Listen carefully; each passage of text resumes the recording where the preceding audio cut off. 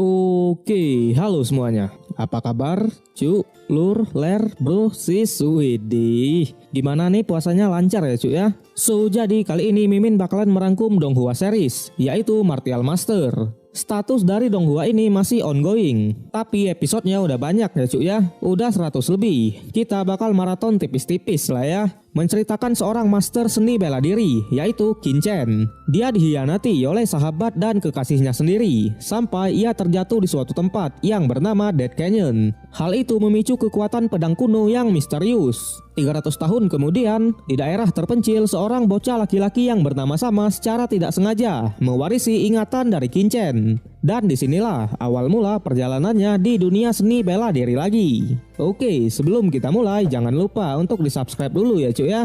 Bantu channel Aniki Movie mencapai 100.000 subscriber. Widih. Oke, nggak usah berlama-lama lagi. Siapkan kopi, luruskan kaki. Hormati gurumu, sayangi temanmu. Itulah tandanya kita masuk ke intro. Let's go.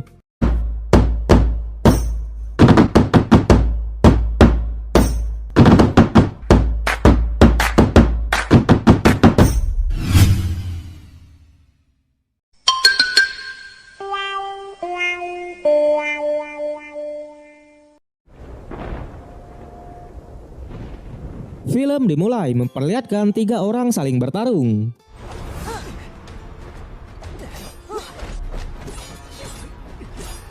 Dia bernama Shao Yu, dan yang cewek kita sebut saja Mawar. Dan inilah MC atau pemeran utama kita yang bernama Qin Chen. So, Qin Chen ini adalah seorang ahli bela diri. Dia telah menguasai beberapa teknik, yaitu rank 9 God Alchemist, rank 8 God Bloodline, dan rank 8 Martial God. Jadi Shao Yu ini adalah sahabat dari Qin Chen, dan Mawar ini adalah pacarnya Qin Chen. Dia dihianati. Ternyata selama ini Qin Chen hanya dimanfaatkan, karena memang kedua pasangan ini ingin membangun kekaisaran Tianyuan dan berniat untuk membunuhnya.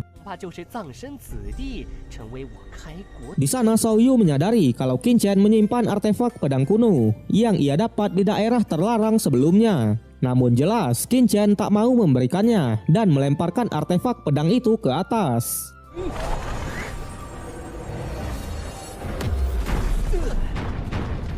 Hal itu membuat sebuah ledakan dan Qin Chen pun jatuh ke dalam jurang. 300 tahun kemudian kita diperkenalkan oleh seorang cewek yang bernama Yue Qi. Dia adalah seorang ibu dari bocah ini, dan bocah ini memiliki nama yang sama yaitu Qin Chen. Dan yang lebih gila lagi, dia mewarisi ingatan dari Qin Chen di awal film tadi. So, ternyata Qin Chen ini sudah tak sadarkan diri selama 3 hari karena dia dikalahkan oleh tuan muda dari keluarga Wei saat berduel di akademi. Di sana Qin Chen masih kebingungan karena dia bermimpi dalam waktu yang cukup panjang. Dan ternyata hari ini adalah kalender Wusen tahun 2516. Kekaisaran Tianyuan tempat Qin Chen tinggal dulu sudah menjadi dinasti pertama di daratan ini. Sementara Qin Chen dilahirkan kembali di bagian terpencil daratan Tianwu. Ya, semacam reinkarnasi gitulah cuy ya. So, jadi ibu Qin Chen ini adalah cewek tercantik di kekaisaran besar Qi atau di daerah mereka sekarang. Semua pangeran dan para bangsawan sangat banyak yang mendekatinya. Sampai suatu saat, sang ibu kembali ke rumah keluarga Xin dengan membawa seorang anak, yaitu Qin Chen itu sendiri, yang kejelasannya tidak diketahui siapa ayahnya gitu loh. Kok tiba-tiba udah bawa anak aja ya cuy ya? Karena sang ibu ini belum menikah dan tiba-tiba melahirkan seorang anak, itu adalah sesuatu yang tabu dan menjadi omongan banyak orang. Untungnya pada saat itu sang kakek masih membela mereka dan mengizinkan untuk tetap tinggal di keluarga Xin. Tapi anggota keluarga yang lain tetap tak bisa menerima itu dan memperlakukan mereka berdua secara tidak adil. Dan yang menariknya lagi, ternyata Qin Chen di sini belum membangkitkan bloodline-nya. Padahal umurnya sudah mencapai 16 tahun, yang dimana untuk seumuran itu harusnya udah bangkit ya cuy ya. Tapi di sana Qin Chen sadar kalau dirinya yang dulu adalah master seni bela diri, Emperor Bloodline terhebat. Dan untuk membangkitkan bloodline seharusnya tidaklah sulit. Tak lama ada seorang pelayan dari keluarga Xin yang datang. Dia bernama Yanzi. Yanzi menyuruh sang ibu untuk menemui majikannya yang bernama Lady Zhao. So, Lady Zhao ini adalah kakak ipar dari Yue Qi, orang yang sangat jahat dan selalu melakukan segala cara untuk mengusir mereka berdua dari keluarga Xin. Di sana sang ibu berniat untuk menemuinya, tapi Qin Chen tak menyetujui itu. Terjadi sedikit perdebatan, sampai pelayan itu memanggil 2 penjaga yang berniat melukai mereka berdua.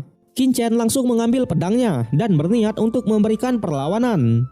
Seketika itu juga Lady Zhao dan Lord Shi datang juga ke sana.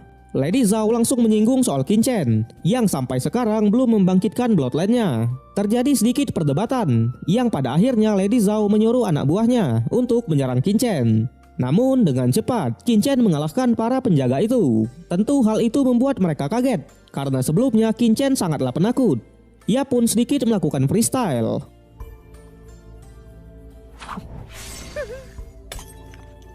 Dan seperti itulah nasib orang yang ingin menyentuh sang ibu. Widih. Di sana Lady Zhao memanggil Shin Yong, seorang master dengan tingkat kekuatan Earth level dari keluarga Shin. Terjadi pertarungan.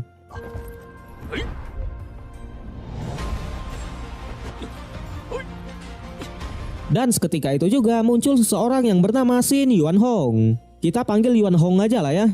Dia adalah kepala keluarga di keluarga Shin. Yuan Hong memisahkan mereka berdua. Di sana Lady Zhao langsung menjelek-jelekan Qin Chen. Namun Yuan Hong menyangkalnya dan malah menyuruh mereka untuk pergi dari sini. Di sana Yuan Hong bilang, masih ada waktu setengah bulan lagi sebelum tes besar akademi dimulai. Dan sebelum tes itu dimulai, Qin Chen sudah harus membangkitkan bloodline-nya. Malam harinya sang ibu mengingatkan kalau pamannya Yuan Hong adalah orang yang berhati besi. Sikapnya hari ini bukanlah seperti biasanya.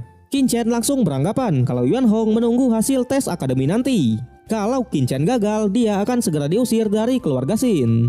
Di sisi lain, di rumah keluarga Shin, ternyata benar Yuan Hong menunggu hasil tes akademi agar dia bisa menyingkirkan Qin Chen dan ibunya dari keluarga Shin tanpa membuat keributan sama sekali. Dia yakin Qin Chen tak akan lolos dari tes itu karena memang Qin Chen belum membangkitkan bloodline-nya. So Yuan Hong ini bisa dibilang bermuka dua ya cuy ya. Keesokan harinya mengingat semua yang terjadi, Qin Chen semakin bertekad untuk menjadi lebih kuat. Karena sebelumnya Qin Chen ini adalah seorang master seni bela diri. Dia sangat mengetahui tentang apa yang terjadi dengan tubuhnya. Sampai-sampai belum bisa membangkitkan bloodline-nya. Dia juga menyadari dengan tubuhnya yang sekarang dia tidak akan bisa berlatih Nine Star Scroll of God Emperor atau sebuah gulungan teknik kuno yang ia dapat di daerah terlarang dulu. Singkat cerita, ia menemukan jalan keluarnya. Qin Chen berniat untuk menghancurkan meridiannya sendiri dan membangun ulang meridiannya. So meridian itu adalah arus energi di dalam tubuh ya cuy ya. Ia pun langsung pergi ke artefak temple atau suatu organisasi berkumpulnya para alkemis. Karena memang dia membutuhkan artefak Divine Needle atau suatu bahan untuk membangun ulang meridiannya. Sesampainya di sana dia langsung menanyakan tentang bahan yang ia cari. Tapi pelayannya tidak mengetahui soal bahan itu. Qin Chen pun menuliskannya di suatu kertas. Tapi seketika itu juga ada saudaranya yang datang. Dia bernama Qin Fan. So Qin Fan ini adalah anak dari Lady Zhao tadi ya cuy ya. Dan seorang cewek yang bernama Ling San. Di sana Qin Fan langsung menyinggung Qin Shen karena belum membangkitkan bloodline-nya. Ia juga melihat bahan-bahan yang dibutuhkan oleh Qin Chen. Ternyata Qin Chen mencari batu obsidian yang dimana batu itu sangatlah mahal. Karena dia memiliki batu itu, ia pun memamerkannya kepada semua orang yang ada di sana. Ternyata tujuan Qin Fan untuk meminta seorang refiner membuatkan senjata untuknya dengan menggunakan batu obsidian itu. Tak lama refiner pun datang. Dia bernama Liang Yu, sekaligus Grandmaster di tempat itu. Dengan cepat Qin Fan langsung meminta Liang membuatkan pedang untuknya. Dia juga bilang sukses atau gagal dalam pembuatannya, sisa batunya akan diberikan untuk Liang itu sendiri. Liang pun menyetujuinya. Dan ternyata tujuan Ling San datang ke sana untuk menjadi murid dari Liang Yu. Ia pun langsung mengetesnya. Qin Chen juga mengikuti mereka.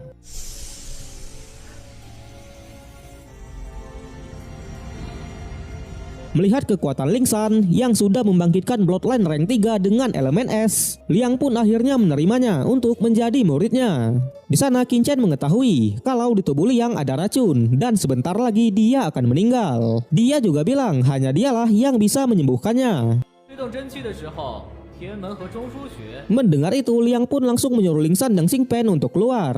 Di sana Xing Chen menjelaskan tentang racun yang ada di tubuh Liang dan mengajaknya bekerja sama dengan membuatkannya sebuah artefak Divine Needle. Tapi untuk membuat artefak itu membutuhkan batu obsidian, yang dimana batu itu untuk membuatkan Xing Pen sebuah senjata. Namun demi keselamatannya ia pun membuatkan artefak itu.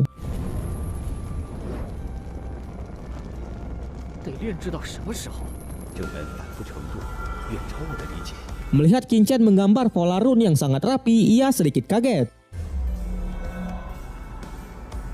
Singkat cerita, artefak Divine Needle pun jadi. Dengan itu, Qin Chen juga menyebutkan bahan-bahan agar racun di tubuhnya bisa menghilang. Di sana Liang menyadari kalau Qin Chen bukanlah orang biasa. Di luar, Qin Fen langsung marah-marah karena menurutnya Qin Chen telah menyinggung Grandmaster Liang dan mau menghajar Qin Chen. Tapi untungnya Liang langsung datang dan mengingatkan peraturan di tempat itu, yaitu tak boleh melakukan pertarungan dan menyuruh Xing Fen untuk pergi. Dia juga beralasan kalau pembuatan pedangnya gagal. Hal itu membuat Xing Fen tambah marah kepada Xing Chen. Dia beranggapan kalau semua ini adalah ulah dari Xing Chen. Setelah itu, Xing Chen pergi ke Akademi Tianxing untuk membentuk lagi meridiannya. Namun di sana dia dihadang oleh sekumpulan orang yang telah mengalahkannya kemarin. Dia bernama Wei Zhen. Ketika mereka mau menghajar Xing Chen, muncul seorang pria yang bernama Lin Tian. Jadi Lin Tian ini adalah teman Xing Chen di akademi. Terjadi pertarungan.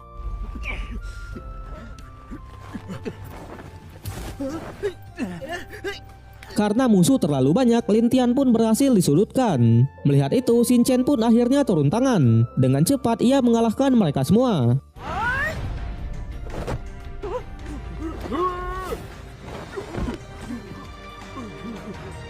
Terjadi duel antara Xing Chen versus Wei Zhen. Karena sebelumnya ia bisa mengalahkan Xing Chen, Wei Zhen sangat pede dan langsung menyerang.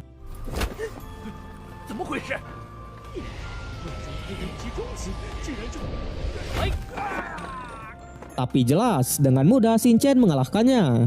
Semua juga tampak kaget melihat Xing Chen yang sudah sangat kuat. Di sana Lin Tian mengingatkan, karena Xing Chen telah mengajar Wei Zhen, kakaknya yang bernama Wei Chen tak akan tinggal diam. Wei Chen ini sudah berada di tingkat human level tahap akhir. Tapi Xing Chen tetap santai dan masuk ke dalam akademi untuk membentuk meridiannya. Sementara Lin Tian menunggu di luar. Terlihat di sana Xing Chen berniat untuk membuka 12 meridian. Dengan itu dia bisa mengembalikan kekuatannya yang dulu.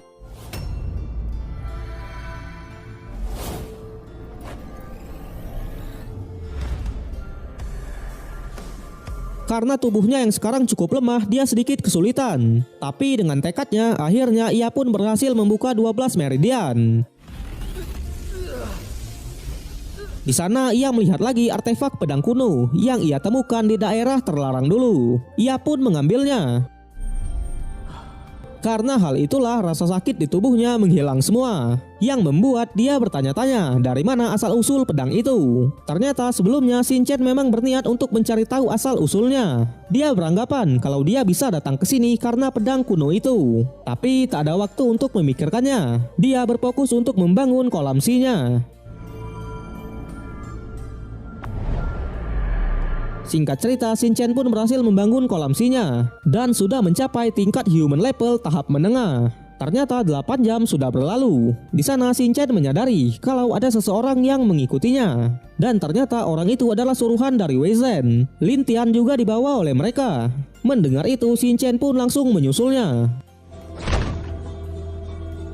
Sesampainya di sana, Wei Zhen langsung mengadu kepada sang kakak. Terlihat juga Lin Tian sudah babak belur. Tentu hal itu membuat Xing Chen semakin marah dan terjadi pertarungan.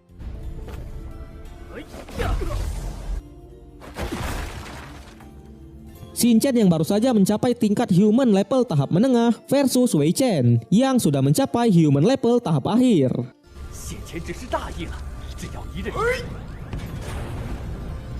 Namun dengan cepat Xing Chen mengalahkannya. Perbedaan kekuatan tak ada apa-apanya di mata Xing Chen. Widih. Yang pada akhirnya Wei Family memohon maaf pada Xing Chen. Tapi karena temannya sudah diperlakukan seperti ini, Xing Chen menghancurkan kultivasi mereka, yang membuat mereka tak bisa berbuat apa-apa lagi. Setelah itu dia mengobati luka-luka Lin Tian. Dia juga menaruh mantra kultivasi di lengan Lin Tian. Tentu hal itu bisa meningkatkan kultivasi dari Lin Tian itu sendiri. Dan mereka pun berpisah. Di perjalanan pulang, Xing Chen menyadari kalau dia ingin berlatih 9 Star God Emperor, dia membutuhkan banyak uang untuk membeli beberapa bahan. Sesampainya di rumah, kita diperkenalkan oleh sepupu Shin-chan yang bernama Shin Ying. So jadi cuman keluarga Ying inilah yang masih memperlakukan mereka layaknya keluarga. Ying langsung menyuruh Shin-chan untuk pergi dari sini karena Shin-chan telah membuat masalah di artefak tempel kemarin. Tentunya Shin Fan lah yang membesar-besarkan masalah ini. Padahal Grandmaster Liang cukup segan dengan Shin-chan. Shin-chan langsung menanyakan kondisi dari sang ibu.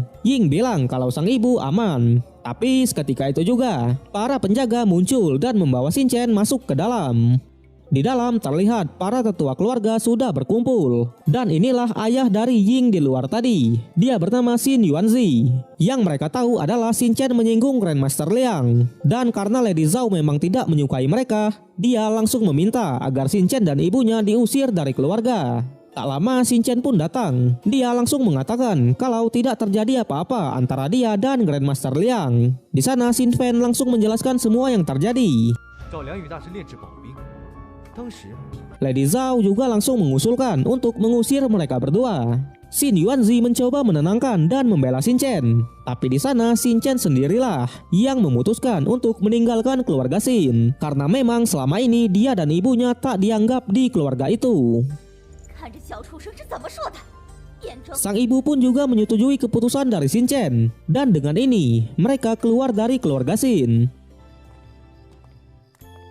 Di luar, Yuanzi masih tak bisa menerima itu. Dia membantu Yuechi dengan sejumlah uang.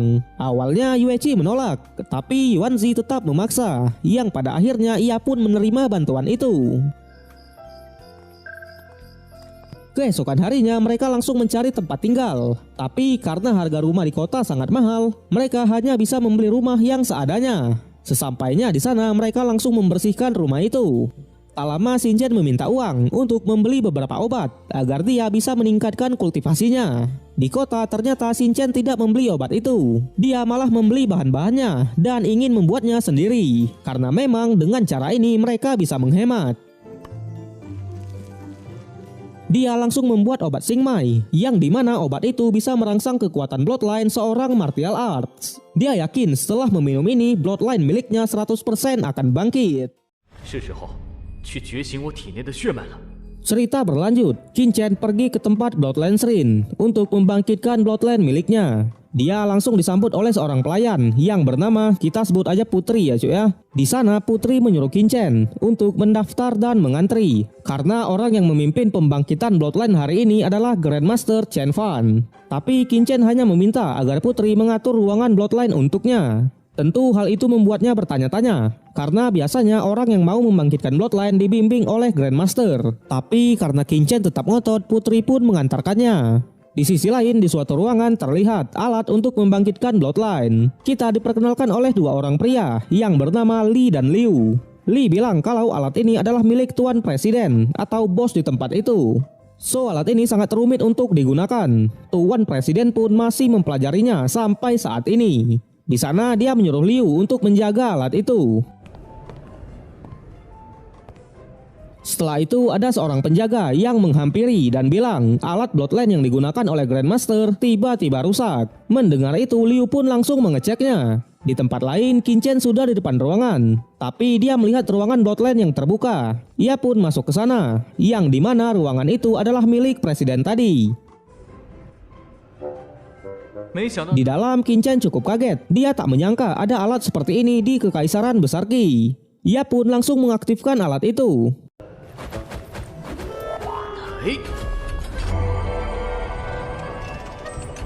Dan mencoba membangkitkan bloodline-nya. Di sana Qin-chen sama sekali tidak merasakan bloodline di tubuhnya, tapi dia terus berjuang dan berusaha.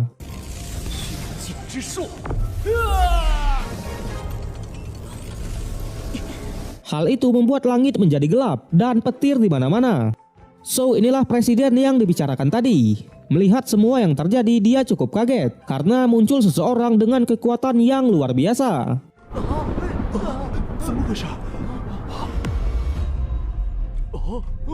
Tentu orang itu adalah Qin-chen sendiri. Dia berhasil membangkitkan bloodline miliknya dan elemennya adalah petir rank 1. Di sana dia langsung mencoba kekuatannya. Qin-chen sedikit kaget, padahal bloodline-nya hanyalah rank 1. tapi kekuatannya setara dengan Bloodline rank 3. Dan dengan ini juga Qin Chen mencapai tingkat human level tahap akhir. Tak terasa 1 jam sudah berlalu. Ketika dia mau pulang, Liu muncul dan langsung marah-marah. Karena memang ruangan ini hanya boleh digunakan oleh presiden. Terjadi sedikit perdebatan, yang pada akhirnya dia menyuruh beberapa penjaga untuk menangkap Qin Chen dan putri. Di sana Liu langsung memanggil Li. Karena mereka tidak mengetahui tentang alat itu, mereka beranggapan kalau alat Bloodline-nya rusak. Tak lama presiden juga datang. Mendengar ada seseorang yang masuk ke ruangannya, presiden cukup marah. Tapi ketika melihat Bloodline-nya, dia terdiam. Liu langsung bacot sana sini dan menuduh Qin Chen yang merusak alat itu. Padahal alat itu tidak rusak sama sekali. Ternyata selama ini presiden memang gak bisa mengaktifkannya. Dia juga meminta Qin Chen untuk mengajarinya cara menggunakan alat itu. Qin Chen pun langsung mempraktekannya.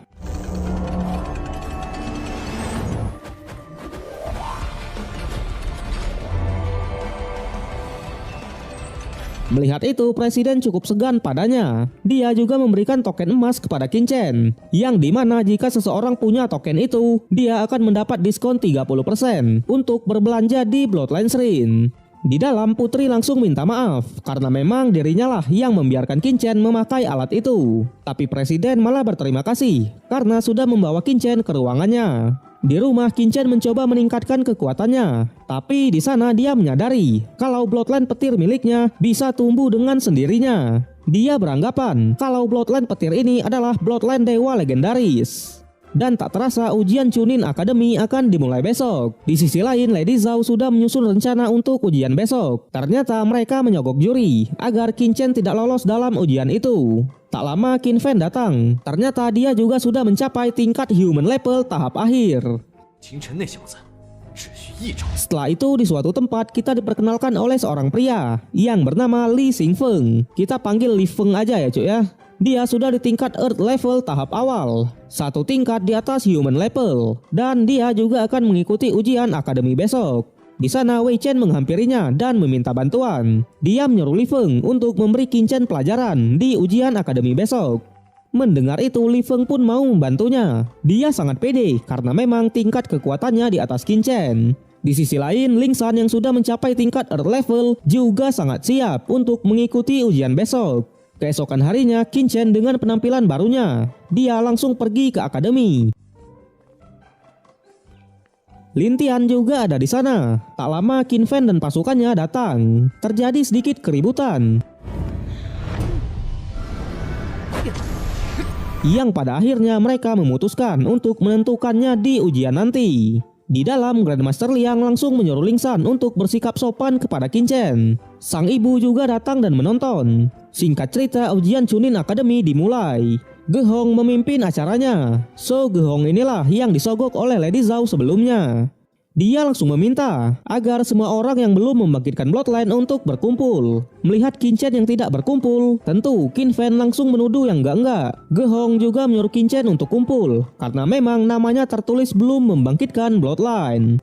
Di sana Qin Chen menjelaskan kalau dia sudah membangkitkan Bloodline-nya. Mendengar itu, Qin Fan langsung bilang kalau Qin Chen berbohong dan menyuruh panitia untuk mendiskualifikasinya. Tapi untungnya tetua di sana masih mempercayai dan menyuruh Qin Chen untuk membuktikan jika memang dia sudah membangkitkan Bloodline-nya. Qin Chen pun juga siap akan hal itu.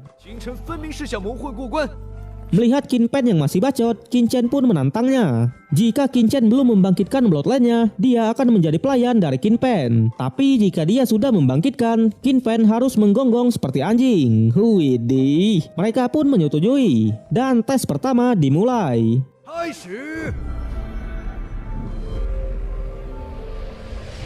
Terlihat ada beberapa orang yang baru saja membangkitkan Bloodline-nya. Di sana Qin Chen menyadari kalau batu kristal miliknya rusak dan tentunya itu adalah ulah dari Ge Hong. Tapi hal itu tak berpengaruh terhadapnya. Dia menunjukkan Bloodline petir miliknya. Dengan itu, Qin Chen berhasil lolos dari tes pertama. Sesuai taruhan sebelumnya, Qin Fan menggonggong seperti anjing.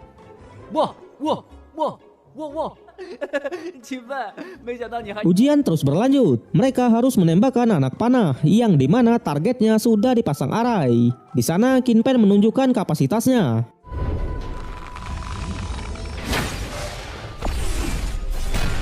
Hal itu membuat semua cukup kaget. Lin Tian juga berhasil lolos. Dan sekarang giliran Qin Chen. Dia tidak menarik penuh busur talinya. Tapi meskipun begitu, Qin Chen tetap bisa menembus arai itu.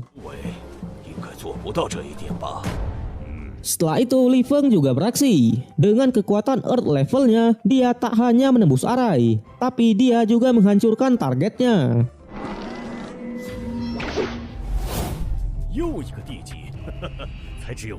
Singkat cerita, tes selesai dan berlanjut ke babak berikutnya. Untuk babak ini ya semacam battle royale gitu ya cuy ya. Siapa yang berdiri paling lama dialah yang akan masuk ke babak 10 besar. Di sana kita diperkenalkan oleh seorang pria yang bernama Wang Ximing. Dia juga sudah di tingkat Earth level tahap awal. Dan yang menariknya, Wang Ximing ini adalah rakyat biasa, bukan keturunan bangsawan atau sebagainya.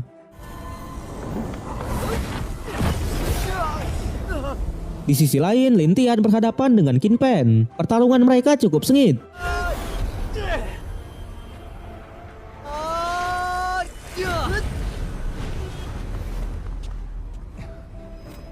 Tapi Qin Pen lagi-lagi menunjukkan kekuatannya. Lin Tian berhasil dikalahkan. Melihat Lin Tian pingsan, tentu Qin Chen cukup marah dan langsung menggunakan ultimate-nya. Terlihat Li Feng juga menyadari potensi dari Qin Chen. Pertarungan terus berlanjut sampai 10 orang telah terpilih untuk bertanding di babak berikutnya. Mereka diberi waktu istirahat selama 30 menit. Untungnya Lin Tian baik-baik saja. Qin Chen juga berniat untuk membalaskan dendamnya. Di sana Lady Zhao menyuruh Xin Yong agar panitia mempertemukan Qin Chen dan Qin Fen. Dia sangat pede anaknya lah yang akan menang. Singkat cerita, babak akhir pun dimulai. Peraturannya simple, selama pertarungan mereka tak boleh sampai membunuh. Dan ronde pertama dimulai. Zhou Guang versus Ye Chen.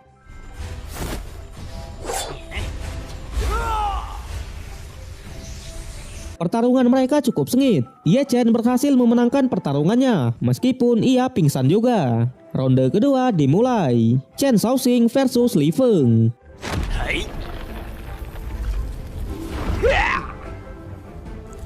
Pertarungan yang berat sebelah ya cuy ya. Sudah jelas dimenangkan oleh Li Feng. Para penonton pun juga langsung beranggapan kalau Li Feng tak terkalahkan. Dan ronde ketiga dimulai. Wang Ximing versus Huan Yusuan. Dengan tombak zilongnya, Huan langsung memberikan serangan yang mematikan. Namun Wang Ximing benar-benar kuat. Dengan cepat ia mengcounter serangan itu. Satu serangan sama dengan kemenangan. Widih. Dan di ronde keempat, ternyata Ge Hong sudah mempersiapkan kertas yang mempertemukan Qin Chen dan Qin Fen. Tentu Qin Chen sama sekali tidak keberatan. Dan ronde keempat pun dimulai.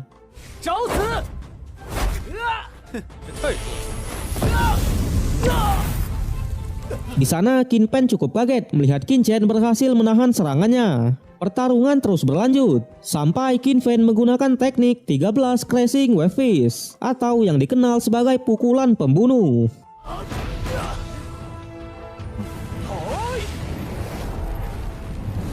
Tapi jelas dengan santai Qin Chen menghindari semua serangannya.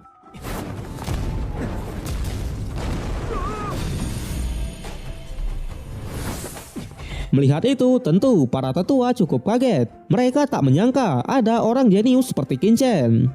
Di pertarungan, teknik demi teknik dikeluarkan. Tapi Qin Chen mengcounter serangan itu dengan sangat mudah. Dan sudah dipastikan pemenangnya adalah Qin Chen.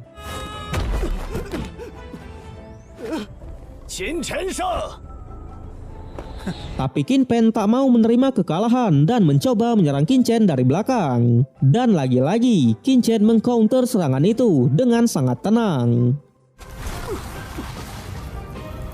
Dia juga menghancurkan kultivasi dari Qin Pen itu sendiri.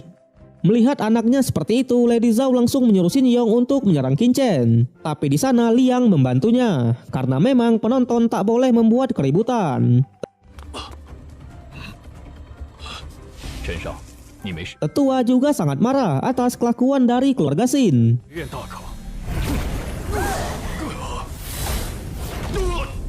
Di sana Lady Zhao juga mengingatkan kalau di masa depan dia akan membalaskan dendam anaknya. Setelah itu, Qin Chen yang sudah mengetahui kalau Ge Hong bekerja sama dengan Lady Zhao, dia membongkar semuanya di depan tetua.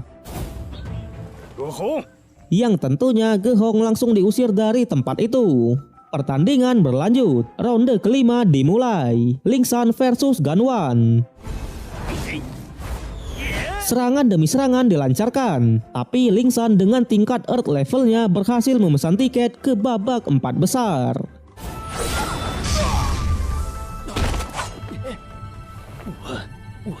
So di babak 4 besar ada Li Feng, Wang Ximing, Qin Chen, dan Ling San. Dan semifinal pertama dimulai, Ling San versus Qin Chen. Di sana Grandmaster langsung bilang kalau Ling San akan kalah. Tapi tak apa, karena kalahnya melawan Qin Chen. Di pertarungan, karena Ling San adalah seorang ahli pedang, Qin Chen juga akan menggunakan pedang. Dan pertarungan dimulai. Ling San dengan pedang pinknya langsung menyerang tanpa ampun. Tapi Qin Chen berhasil mengimbangi itu dan memberikan serangan balik. Pertarungan terus berlanjut.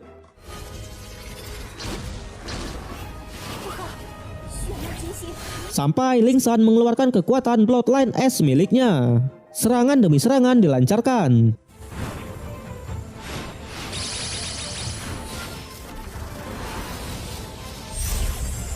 Namun Qin Chen benar-benar kuat dan memastikan diri ke babak final. Ling San dengan tingkat Earth level tahap awal dan Bloodline rank 3 belum bisa mengalahkan raja dari segala raja. Widih, RRQ nih. Dan semifinal kedua pun dimulai. Ling Feng versus Wang Ximing. Pertarungan mereka sangat sengit, sampai para penonton pun tak bisa mengikuti pergerakan mereka berdua. Wang Ximing terus memberikan serangannya, sementara Li Feng dengan mode bertahannya. Dia menunggu momentum dan membalikkan keadaan. Dengan tubuh yang penuh luka, Wang Ximing benar-benar pantang menyerah. Dia mau membuktikan kalau rakyat biasa juga bisa menjadi kuat dan menggunakan teknik terakhirnya. Tapi Li Feng berhasil menahan serangan itu dan langsung mengcounternya. Dengan ini, final akan mempertemukan Li Feng dan Qin Chen. Dan pertandingan terakhir, pertandingan yang menentukan siapa yang terbaik. Qin Chen versus Li Feng dimulai. Keduanya langsung mengeluarkan tekniknya. Serangan demi serangan dilancarkan.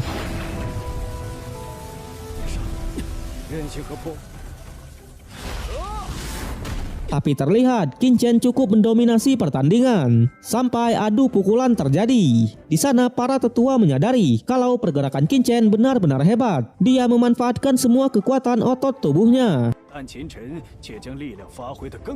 Pertandingan terus berlanjut. Li Feng mengeluarkan kekuatan Bloodline api miliknya dan langsung menggunakan teknik api naga Bear Brand.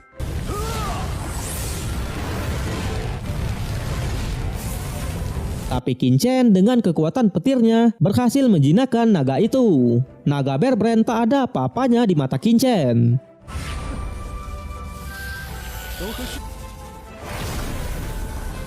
Dan dengan ini, Qin Chen berhasil memenangkan ujian Chunin Academy.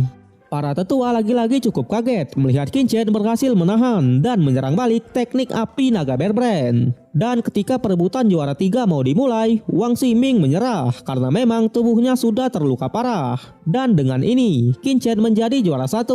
Runner up dipegang oleh Li Feng dan juara 3 jatuh ke tangan Ling San. Qin Chen mendapat hadiah 1 buah cincin ruang, salinan teknik bela diri Swan level tingkat menengah, dan uang 10.000 koin perak. Tapi di sana Qin Chen menukar salinan teknik itu dengan sejumlah uang, yaitu 100.000 koin perak.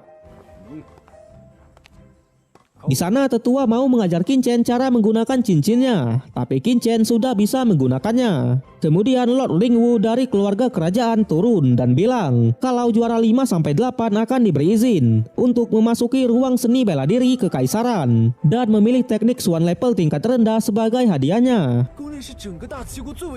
Dan tentunya hadiah untuk juara 1-4 adalah kesempatan untuk berkultivasi di blood spiritual. Setelah mereka berkultivasi, mereka juga akan dikirim ke Dimian Ancestral Mountain, yang dimana itu adalah turnamen 5 negara. Jelas penonton cukup kaget mendengar hadiah-hadiahnya.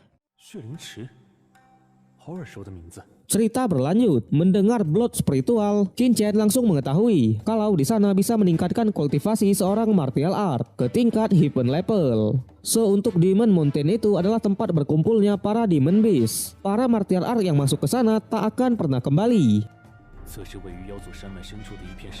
Ternyata ratusan tahun yang lalu, negara besar Wei, salah satu dari 5 negara besar, mengirim tim petualang dan secara tak sengaja menemukan Blood Pool ini. Mereka juga menerima pembaptisan di sana. Dengan itu kekuatan fisik dan kultivasi mereka meningkat pesat. Para tim petualang berniat untuk menyembunyikan berita ini, tapi tak tahu kenapa informasinya bisa bocor, yang membuat 4 negara lain pergi ke sana juga, dan terjadi peperangan yang sangat besar. Karena itulah tempat ini disebut dengan turnamen 5 negara. Mereka berperang hampir selama 10 tahun. Tentu perang itu memakan banyak korban. Selain itu, para Demon Beast juga mengawasi mereka, yang membuat para pemimpin dari 5 negara ini mengadakan pertemuan dan membuat sebuah perjanjian. Blood Spiritual akan dibuka setiap 5 tahun sekali. Dan setiap 5 tahun itulah 5 negara besar ini mengadakan turnamen di sana. So peraturan turnamennya simple. Setiap orang yang berhasil masuk ke 10 besar turnamen akan mendapat 4 slot untuk negaranya. 5 tahun yang lalu 2 orang dari Kekaisaran Besar Qi berhasil masuk ke babak 10 besar. Yang artinya untuk tahun ini mereka memiliki 8 slot. 4 slot udah diisi oleh 4 besar peserta ujian akademi. Dan 4 slot sisanya masih belum diketahui. Setelah itu Qin Chen menemui sang ibu. Tentu sang ibu sangat senang atas kemenangannya. Tak lama Grandmaster Liang datang. Melihat Liang yang bersikap sangat sopan kepada Qin Chen, sang ibu bertanya-tanya karena yang ia tahu Qin Chen telah menyinggung Grandmaster Liang. Seketika itu juga Ling San dan ayahnya juga datang. So ayahnya ini bernama Lord Kang. Mereka ngobrol tipis-tipis.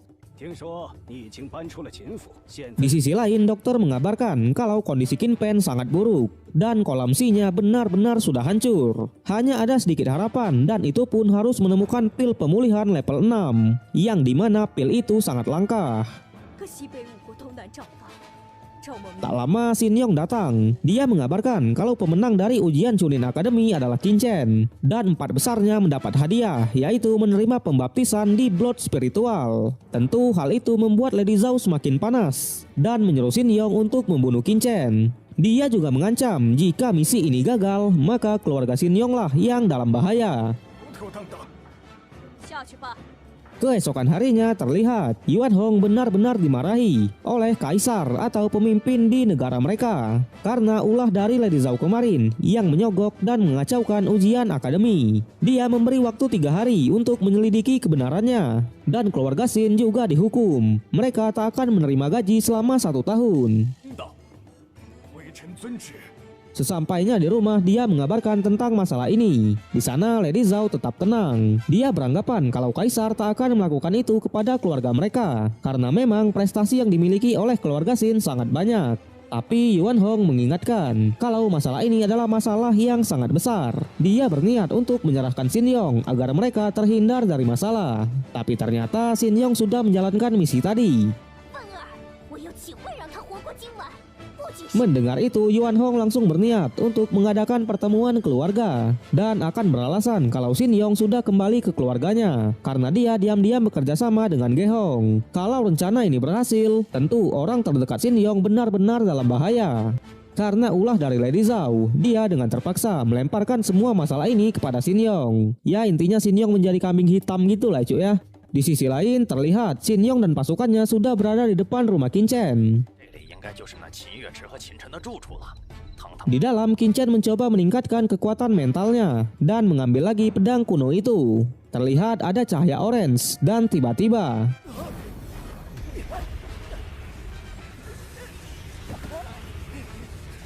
Di sana Qin Chen menyerap semua kekuatan dari pedang itu.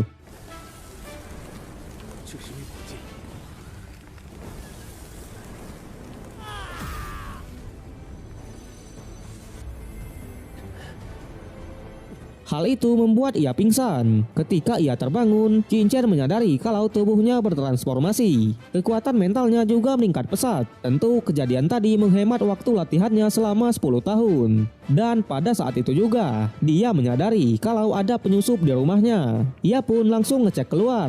Terlihat Shin Yong dan pasukannya sudah mengepung rumah milik Qin Chen. Melihat itu, Qin Chen langsung menyembunyikan hawa keberadaannya dan mencoba menyulik satu persatu pasukan itu.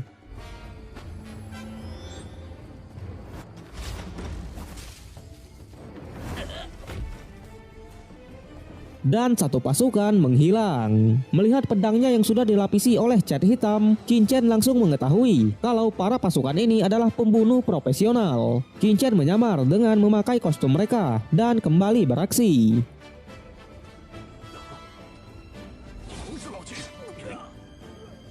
Dengan itu, dua pasukan menghilang. Aksinya terus berlanjut. Singkat cerita, 5 pasukan sudah hilang. Sementara Shin Yong dan pasukannya berhasil menerobos kamar Qin Chen. Tapi jelas di sana tak ada orang sama sekali. Di luar mereka menyadari kalau beberapa pasukan sudah menghilang. Di sana Shin Yong langsung gerak cepat dan mencoba menerobos kamar dari sang ibu. Melihat itu, Qin Chen pun memunculkan dirinya. Terjadi pertarungan. Dengan cepat dia mengalahkan beberapa anak buah sampai tersisa Qin Chen versus Shin Yong.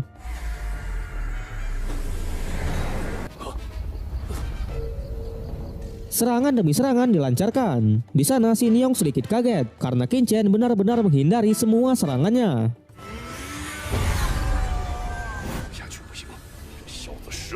Sampai ia memakan pil amukan darah, yang dimana pil itu bisa menggandakan kekuatan seseorang.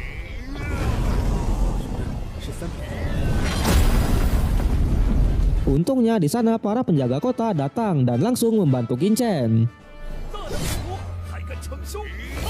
So, pria ini adalah wakil komandan penjaga kota. Dia bernama Zuli. Terjadi pertarungan antara Zuli versus Shin Yong.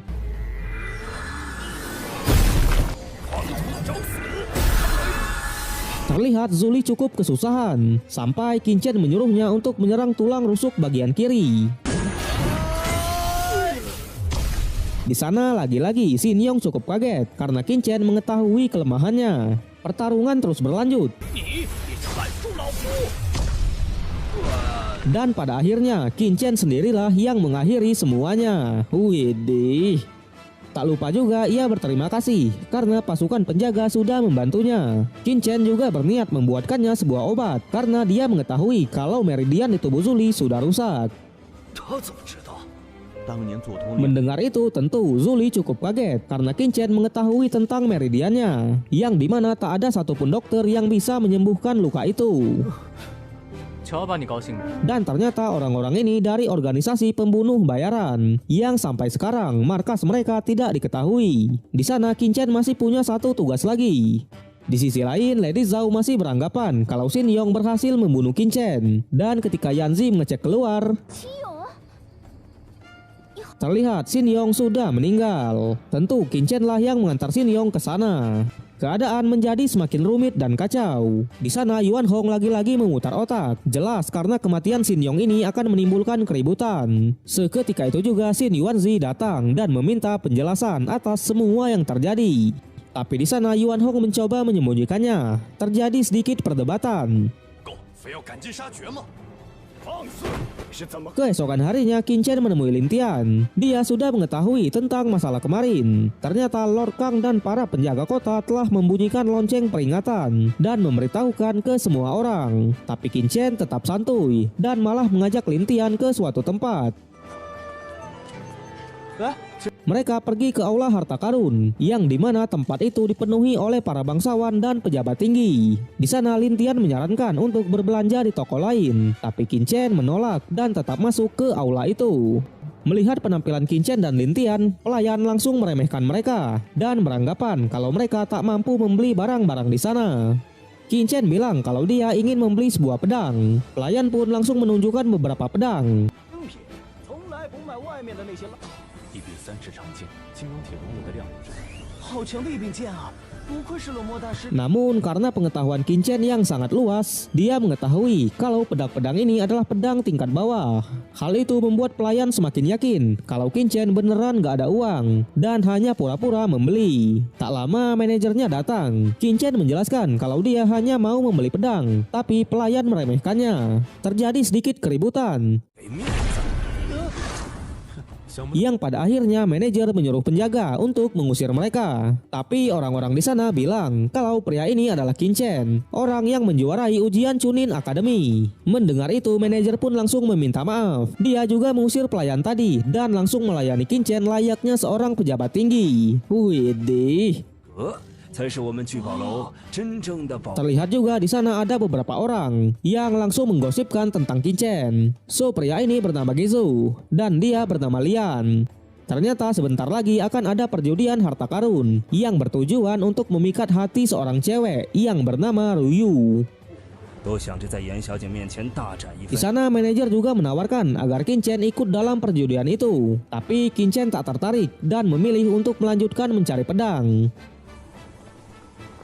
Satu persatu pedang ditunjukkan, dari pedang elemen es sampai pedang tingkat 2. Tapi semua itu tak cocok dengan Qin Chen.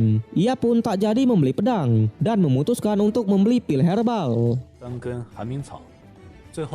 Melihat itu, orang-orang di sana langsung mentertawakannya dan beranggapan kalau Qin Chen tak memiliki uang. Gezo sampai bilang jika Qin Chen mempunyai uang, dia akan memakan meja di sana. Wah, pol cu. Tapi setelah melihat cincin penyimpanan, mereka cukup kaget karena memang cincin itu sangat mahal. Di sana Qin Chen langsung menyinggung Gezo atas perkataannya tadi, namun dia pura-pura nggak tahu. Singkat cerita, perjudian harta karun dimulai. Di sana Gezo membeli sebuah artefak seharga 10.000 koin perak. Artefak itu langsung dihancurkan dan ternyata isinya adalah batu giok. Seorang master yang bernama Yang langsung memeriksa batu itu. So Yang ini adalah seorang master dalam hal mengidentifikasi harta karun di aula ini. Ternyata batu itu adalah giok pesona yang sangat langka, dan kalau dijual lagi harganya bisa mencapai 50.000 koin perak. Seketika itu juga ada seorang pejabat yang mau membelinya, tapi Gezo menolak. Dia berniat memberikan giok itu kepada Ruyu. Dengan senang hati Ruyu pun menerimanya. Di sana Qin Chen menyadari kalau giok itu tidaklah utuh, efeknya juga tidak akan maksimal. Melihat itu, Lian juga tak mau kalah. Dia langsung membeli sebuah artefak seharga 20.000 koin perak, dan ternyata isinya adalah sebuah kettle yang sudah dilapisi oleh segel arai. Master Yang langsung bilang kalau kettle ini adalah harta karun zaman kuno, yang dimana jika dijual lagi harganya bisa mencapai 70.000 koin perak. Tentu Lian juga memberikannya kepada Nona Ruyu. Tapi di sana Lin Tian bilang kalau harga kettle itu nggak masuk akal, padahal bentuknya mirip toilet. Jelas orang-orang di sana pun tersinggung dengan perkataannya, termasuk Master Yang itu sendiri. Mereka pun diusir dari tempat itu. Ketika mau pulang, Qin Chen bilang kalau benda itu beneran mirip toilet dan itu bukanlah harta karun. Mendengar itu, Master Yang cukup marah. Terjadi sedikit keributan. Di sana Master Yang mengatakan kalau Qin Chen sudah merusak reputasi dari aula harta karun. Tapi Qin Chen bukan sekedar mengejek, dia mau membuktikannya. Qin Chen langsung mengambil kettle itu dan meminjam sebuah pena pola. Seketika itu juga kettle itu mengeluarkan cahaya. Ternyata Qin Chen menyempurnakan pola arainya dan memasukkan air ke dalam kettle itu. Di sana Qin Chen juga menyuruh Lian untuk membuka pola arainya. Dan pada saat itu juga kettle itu menyemprotkan air yang sangat bau. Ternyata kettle itu sudah dikencingi oleh banyak orang di zaman dulu. Lian yang tak terima akan hal itu mencoba menyerang Qin Chen. Tapi dengan mudah Qin Chen mengcounternya. Di sana Qin Chen langsung menyinggung Master yang menyebutkan kalau benda itu adalah harta karun. Master Yang mencoba untuk mengelak. Dia bilang setidaknya batu giok tadi adalah harta karun asli. Qin Chen lagi-lagi membuktikannya. Dia menyuruh Ruyu untuk memasukkan energi spiritual ke dalam giok itu. Dan yap, Batunya hancur. Seperti yang dibilang Qin Chen sebelumnya, batu itu tidaklah utuh. Qin Chen pun langsung mengecek semua artefaknya. Dia menyebutkan semua isi dari artefak itu. Sampai ia memegang salah satu artefak. Di sana Qin Chen melihat sebuah pedang kuno. Dengan cepat ia langsung membeli artefak itu. Melihat Qin Chen mau membelinya, Master Yang langsung beranggapan kalau itu adalah harta karun sesungguhnya dan tak mau menjualkannya. Tapi karena manajer sudah menerima uang Qin Chen, maka barang itu sudah menjadi miliknya. Qin Chen juga tak menyangka kalau aula harta karun terbesar di Kekaisaran Qi melakukan bisnis yang curang. Melihat semua yang terjadi, semua pun meminta ganti rugi. Qin Chen langsung membuka artefak itu. Terlihat pedangnya berkarat. Melihat itu orang-orang menganggap kalau pedang itu sudah rusak. Master Yang sedikit tenang. Dia juga beranggapan kalau pedang itu bukanlah harta karun. Setelah itu Qin Chen pun langsung pergi dari sana. Di perjalanan Lin Tian menanyakan kenapa Qin Chen membeli pedang rusak. Tapi Qin Chen tak menjawabnya dan malah mengajak Tian ke suatu tempat. Ternyata mereka pergi ke Bloodline Shrine. Putri yang sebelumnya memang sudah kenal dengan Qin Chen, ia langsung mengantarkannya ke ruangan Bloodline milik Presiden. Karena memang Presiden mengizinkannya untuk menggunakan ruangan itu. Di sana Qin Chen memberikan batu Bloodline kepada Lin Tian dan berniat untuk membangkitkan Bloodline Lin Tian yang sesungguhnya.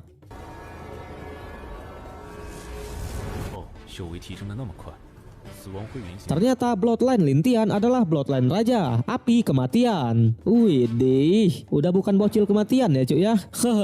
Di sana Qin Chen juga akan mengajari Lin Tian beberapa teknik hebat.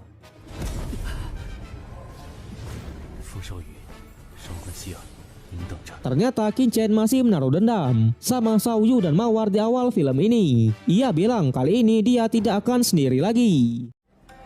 Cerita berlanjut. Setelah membangkitkan Bloodline Lin Tian, mereka pun bubar. Di sana Qin Chen pergi ke toko Papiliun, yang dimana toko itu menjual beberapa pil atau obat-obat herbal. Kita diperkenalkan oleh salah satu pelayan yang bernama Yuling. Yuling menunjukkan beberapa pil di toko.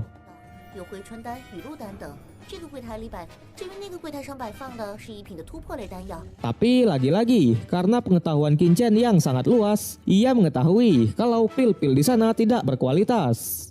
Ternyata tujuan Qin Chen ke sana untuk mendiskusikan sesuatu dengan bos di tempat itu. Namun Yuling bilang kalau bosnya sangat sibuk, hanya seorang alkemis lah yang bisa bertemu dengannya. So alkemis itu adalah seorang pembuat pil atau obat-obat herbal ya cuy ya. Mendengar itu, Qin Chen pun langsung memutuskan untuk mengikuti ujian alkemis. Melihat Qin Chen yang masih sangat muda, Yuling sedikit meremehkannya. Tapi meskipun begitu, ia tetap mengantarkan Qin Chen ke tempat ujian. Sesampainya di sana, dia langsung mendaftar. Karena Qin Chen tak memiliki sertifikat magang, ia pun tak diperbolehkan untuk ikut ujian. Tapi Qin Chen tetap ingin mengikuti ujiannya, karena memang menurut peraturan siapapun boleh untuk mengikuti ujian alkemis. Tak lama ada seorang penguji ujian yang datang. Dia bernama Chen Mu. Manajer di sana bilang kalau Qin Chen tak memiliki sertifikat magang, tapi ingin mengikuti ujiannya. Dia lagi-lagi mengingatkan peraturannya, yang pada akhirnya Qin Chen pun diperbolehkan untuk mengikuti ujian itu. Orang-orang di sana lagi-lagi meremehkannya karena memang tes ujian alkemis sangatlah susah. Bahkan ada seorang peserta yang sudah mengikuti ujian 12 kali tapi tetap tak lolos. So ujiannya akan dibagi menjadi 3 babak. Pertama ujian tertulis, kedua memproses pemurnian obat, dan ketiga penilaian penyulingan. Tes pertama pun dimulai. Peserta harus memiliki poin 90 jika ingin lolos ke tes selanjutnya. Penguji bilang soal tes kali ini benar-benar sulit karena ditulis langsung oleh Master Liu, seorang alkemis tingkat 2 di pavilion itu. Dan benar, terlihat beberapa orang sangat kesulitan untuk menjawab soal-soalnya. Tapi itu tidak berlaku untuk Qin Chen ya cuy ya. Dia dengan mudah menyelesaikan ujiannya. Para penguji juga tampak kaget karena 7 jawaban Qin Chen benar semua. Tapi 3 jawaban terakhir mereka menganggapnya salah. karena menurutnya itu adalah omong kosong yang membuat Qin Chen hanya mendapat nilai 70. Singkat cerita, tes pertama pun selesai. Tak lama ada seseorang yang datang, dan inilah orang yang bernama Master Liu. Dia juga langsung mengecek beberapa jawaban dari peserta.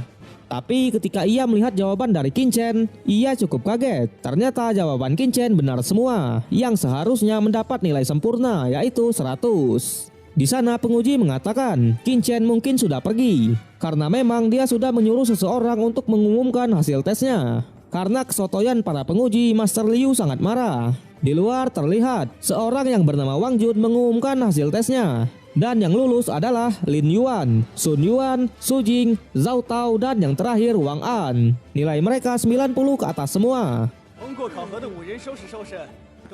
Tentu mendengar namanya tidak disebutkan, Qin Chen protes. Wang Jun bilang nilai Qin Chen di bawah rata-rata. Untungnya Master Liu datang dan langsung mengatakan kalau Qin Chen mendapat nilai sempurna. Dengan itu yang lulus dari tes pertama ada 6 orang. Mereka langsung mengikuti tes kedua, yaitu memurnikan obat. So mereka disuruh untuk mengendalikan kemampuan apinya. Terlihat para peserta langsung pesimis karena memang tes itu cukup sulit.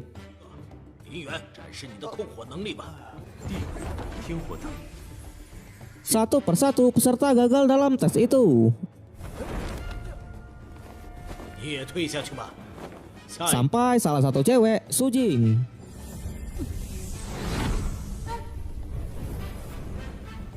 Dia berhasil lolos. Tes terus berlanjut. Zhao Tao dan kakek Wang An juga lolos. Dan yang terakhir giliran Qin Chen.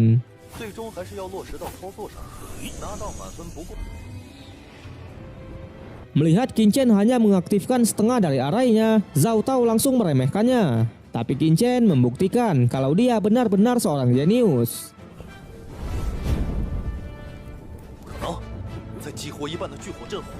Dia juga menjelaskan tentang pola arai untuk mengontrol pembentukan api.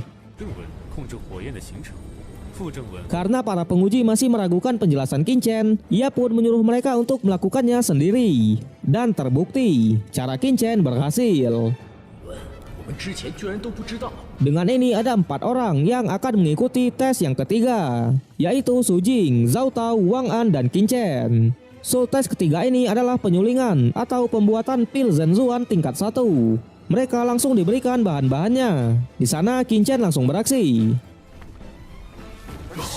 Melihat cara pembuatan Qin Chen, semua tampak kaget dan beranggapan kalau Qin Chen tak mengerti cara membuat pil. Tapi di sana Qin Chen lagi-lagi membuktikannya.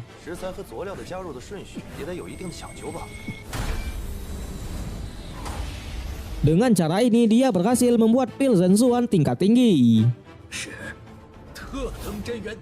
Tes terus berlanjut. Singkat cerita, Wang An dan Qin Chen lah yang berhasil lolos dari tes itu. Dengan ini mereka resmi menjadi seorang alkemis.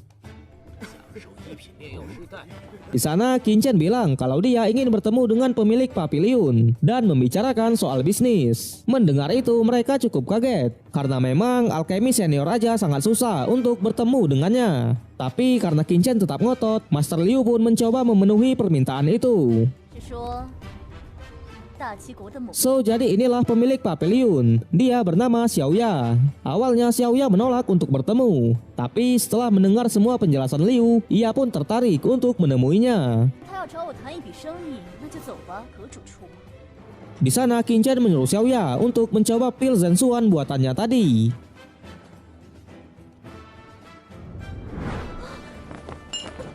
Setelah memakannya, Xiaoya cukup kaget karena efek dari pil itu benar-benar berbeda dari pil yang mereka jual. Qin Chen menjelaskan kalau dia hanya mengubah metode pemurniannya. Para penguji yang mencoba pil itu juga langsung beranggapan kalau pil ini akan laris di pasaran. Di sana Qin Chen juga berniat untuk memberikan sebuah resep pil kuno Yuandan kelas atas, yang dimana biaya bahan-bahannya 70% lebih murah dari harga yang ada di pasaran. Dan tentunya efeknya 2 kali lipat dari pil Yuandan yang biasa. Xiaoya yang melihat resep itu langsung beranggapan jika mereka memproduksinya tak hanya keuntungan yang mereka dapat, tapi 5 negara barat laut juga akan terkejut. 定会感兴趣的。 Singkat cerita, mereka pun bersepakat. Di sana Qin Chen meminta agar Xiaoya menyempurnakan beberapa pil yang ia butuhkan. Setelah itu Xiaoya langsung menyuruh para penguji untuk mengumpulkan bahan-bahannya dan mencari tahu tentang asal-usul Qin Chen. Kemudian Xiaoya membuat pil dengan resep yang diberikan oleh Qin Chen tadi. Dia hanya membutuhkan waktu 15 menit dan efeknya juga maksimal. Tak lama Master Liu datang dan mengatakan soal latar belakang Qin Chen. 冠军，如今王都的传奇人。 Di sana Xiaoya beranggapan kalau ada orang lain di belakang Qin Chen karena cukup aneh pria berumur 16 tahun bisa mempunyai resep pil kuno. Di sisi lain Qin Chen sudah kembali ke rumah. Terlihat di sana para penjaga kota memperbaiki rumahnya yang mengalami kerusakan karena kedatangan pembunuh bayaran kemarin. Sesuai perkataannya kemarin, Qin Chen menyembuhkan luka meridian di tubuh Zuli.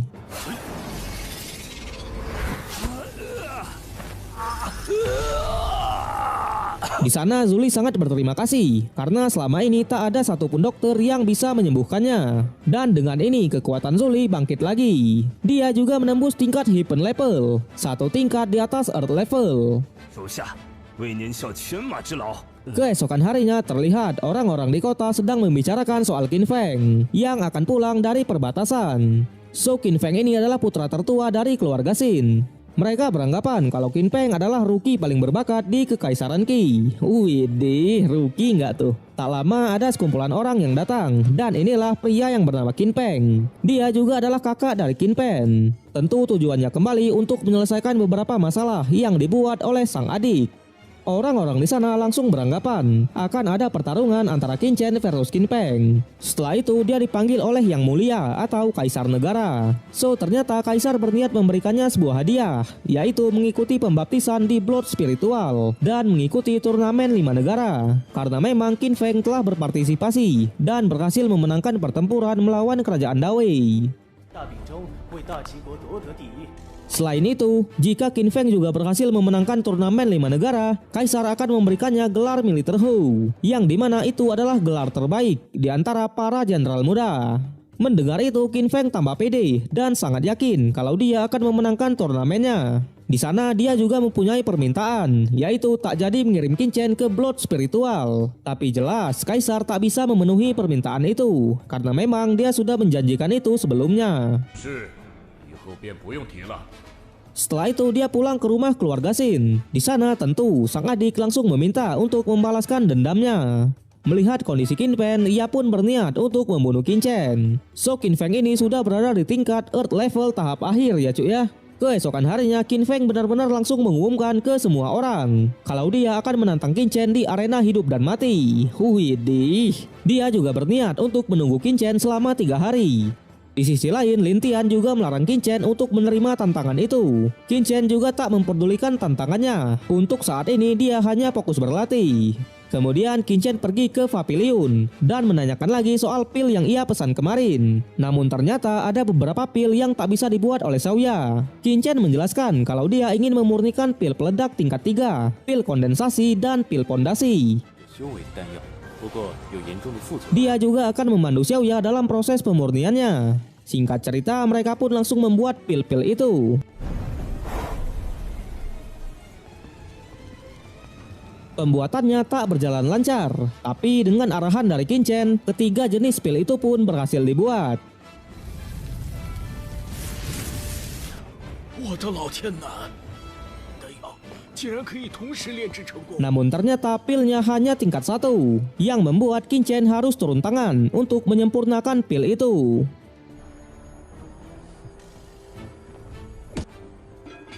陈少竟是在 Terlihat naga Bear Brand lagi-lagi muncul ya cuy ya. Dengan ini pilnya sudah sempurna. Qin Chen langsung mengambil beberapa pil dan meminjam ruang latihan Xiaoya. 是我的私人修炼室，你只管放心使用。 Di dalam ia memakan pil itu. Di sisi lain Qin Pen cukup kesal karena Qin Chen tak kunjung datang. Ia pun menyuruh beberapa pasukannya untuk mencari Qin Chen. Tapi jelas di rumah Qin Chen sudah dijaga oleh Zuli dan pasukannya. Terjadi pertarungan. Dengan mudah Zuli mengalahkan mereka, yang pada akhirnya mereka semua meminta maaf. 左统领，你饶了我们吧！ Di arena melihat Qin Chen tak kunjung datang, orang-orang pun pada bubar. Di pavilion setelah memakan pil tadi, lagi-lagi langit menjadi gelap.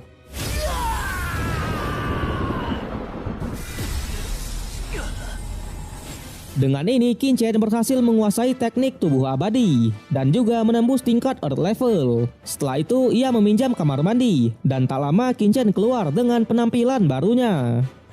Di malam harinya ketika ia mau pulang, Qin Chen bertemu Lian dan Gezo. Terjadi sedikit keributan yang pada akhirnya mereka semua dipermalukan. Di sana Qin Chen mengeluarkan teknik tubuh abadi.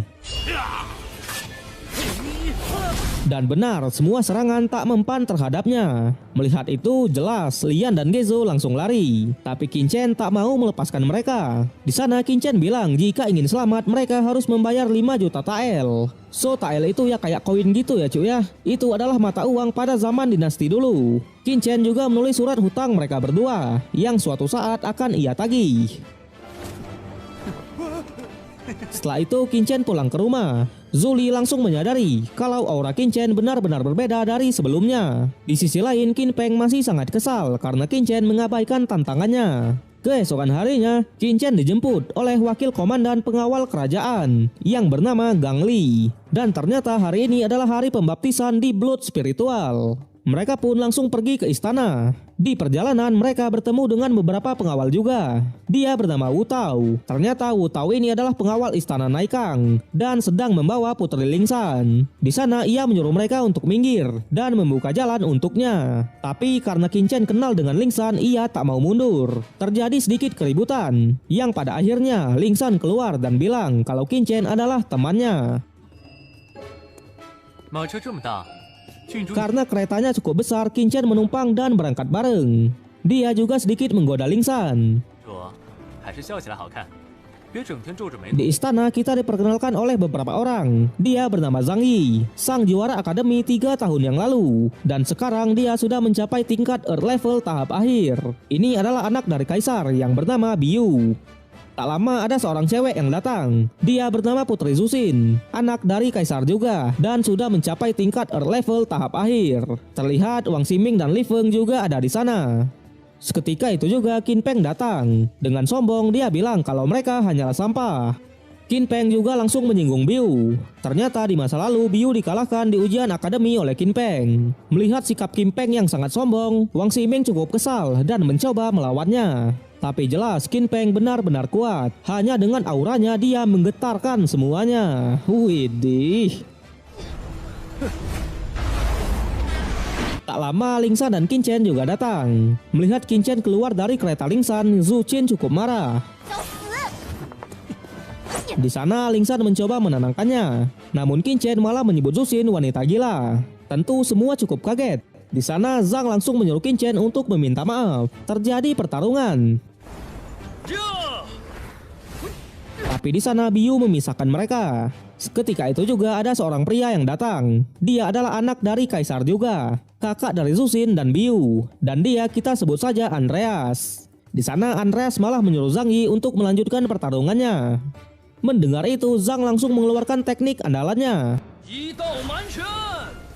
Tapi Qin Chen berhasil menahannya. Pertarungan terus berlanjut. Di sana Qin Chen dengan sengaja membiarkan dirinya terserang. Tapi meskipun begitu, pertarungan tetap dimenangkan oleh Qin Chen. Ternyata Qin Chen menyembunyikan kekuatannya karena memang Qin Feng ada di sana. Dia juga pura-pura kesakitan. Zhang yang tak bisa menerima kekalahan, ia meminta bertarung sekali lagi. Tapi Qin Chen tak mau. Dia bilang hasilnya akan tetap sama. Setelah itu Qin Peng menghampiri dan menyuruh Qin Chen untuk menyapanya. Namun Qin Chen malah mengabaikannya. Tentu hal itu membuat ia panas dan bilang kalau Qin Chen hanyalah sampah. Dengan pintar Qin Chen menyinggung balik. Dia bilang kalau ada seekor anjing yang sedang menggonggong, yang membuat Qin Feng mengeluarkan kekuatannya. Melihat itu Qin Chen juga langsung menahannya. Tapi untungnya pada saat itu juga kaisar datang, yang membuat mereka tak jadi bertarung. Di sana kaisar mengenalkan pemimpin yang akan membawa mereka ke Blood Spiritual, yaitu Master Yuan Feng dan Raja Lingwu. Master Yuan langsung memanggil burung raksasa tingkat 3 yang memang sudah ia jinakkan. 现在哪里不能去啊？ Dan inilah orang-orang yang akan berangkat ke Blood Spiritual dan mengikuti turnamen 5 negara, yaitu Biu, Li Feng, Zhang Yi, Qin Feng, Wang Ximing, Ling San, Putri Zuyin, dan yang terakhir Qin Chen.